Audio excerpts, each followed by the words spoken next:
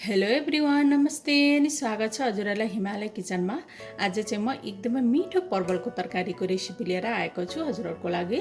ल अब यसको लागि मैले यहाँ लिएको छु 150 ग्राम जति परवललाई यसरी काटेर। अब मैले यहाँ प्यानमा तेल पनि तताउन राखिसकेको छु र तेल तातेपछि म अब यो परवललाई यसमा राख्छु, तेलमा राख्छु।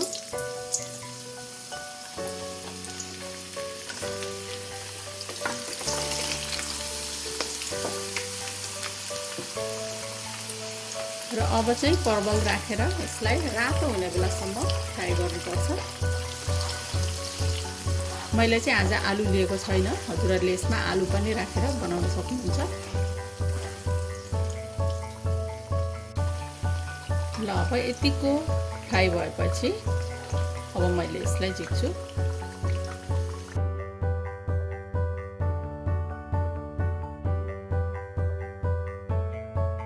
ल अब त्यही तेलमा मैले फुराएँ 1/4 चम्चा मेथी,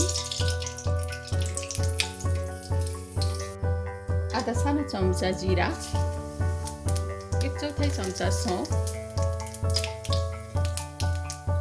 2टा तेजपत्ता, 2टा रातो सुकेको खोर्सानी। पिरो चाहिँ अलिक धेरै बनाउन सक्नुहुन्छ हजुरहरूले आफ्नो इच्छाले। र यति बेला भएपछि मैले यसमा राखेँ एउटा मिडियम साइजको प्याज।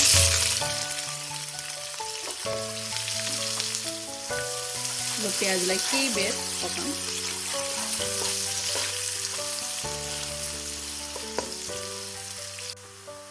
प्याज यतिको भएपछि मैले यसमा राखेँ 1 सानो चम्चा लसुन र अदुवाको पेस्ट। चलाइदिउँ।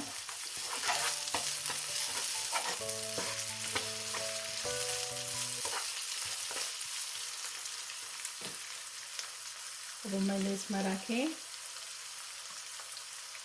आधा सानो चम्चा बेसार, आधा सानो चम्चा काश्मिरी रातो खुर्सानीको धुलो। मिक्स गरिदिउँ।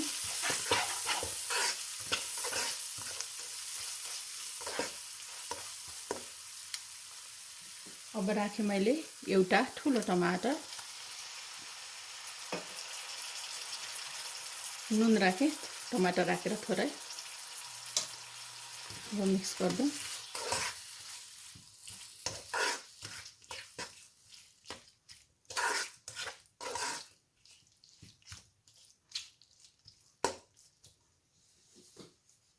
अब छोपेर टमाटरलाई एकदमै राम्ररी गलाउनु पर्छ।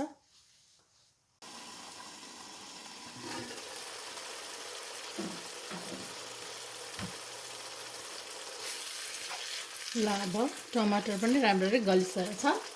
अब यसमा मैले राखेँ 1 सानो चम्चा जिरा धनियाको पाउडर। मिक्स गरिदिउँ।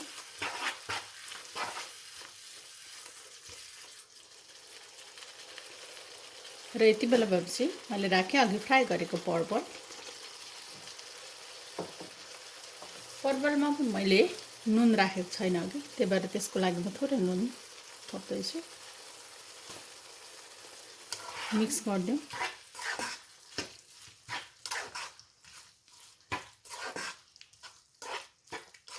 यसलाई चाहिँ कतिको ग्रेभी बनाउन मनपर्छ आफूलाई त्यही अनुसार यसमा पानी राख्दा हुन्छ। अलिक ग्रेभी बनाउन मनपर्छ भने अब यति बेला हजुरहरूले पानी राख्न सक्नुहुन्छ। म चाहिँ ठिकैको बनाउँदैछु, त्यही भएर मैले पानी राखेको छैन।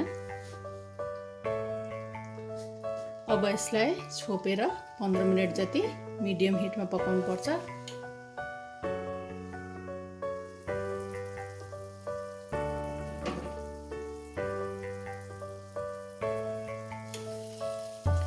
एकदमै मिठो भएर परवलको तरकारी चाहिँ पाकेको छ।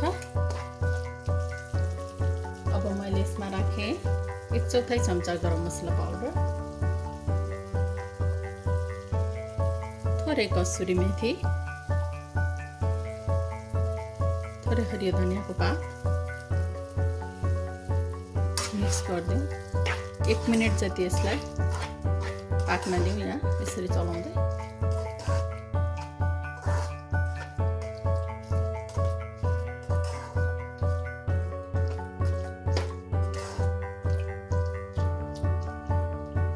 ल अब हाम्रो परवलको यम्मी तरकारी चाहिँ खानको लागि रेडी भएको छ।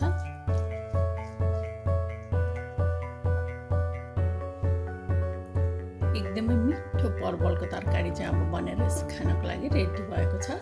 हजुरहरू पनि यसै गरी परवलको तरकारी बनाएर अवश्य पनि एकचोटि ट्राई गर्नुहोला। एकदमै मिठो हुन्छ यसरी बनाउँदा। हस् त यो रेसिपी हजुरहरूलाई राम्रो लाग्यो भने हाम्रो भिडियोलाई लाइक कमेन्ट सेयर गरिदिनु होला। यस्तै रेसिपीहरूको लागि हाम्रो च्यानललाई सब्सक्राइब पनि गरिदिनु होला। सब्सक्राइब गरिसकेपछि नजिकै रहेको नोटिफिकेसन बेललाई पनि अवश्य पनि क्लिक गरिदिनु होला। फेरि पनि यस्तै मिठो प्रकारको रेसिपी लिएर आउने नै छु। हाम्रो भिडियो हेरिदिनु भएकोमा हजुरहरूलाई धेरै धेरै धन्यवाद।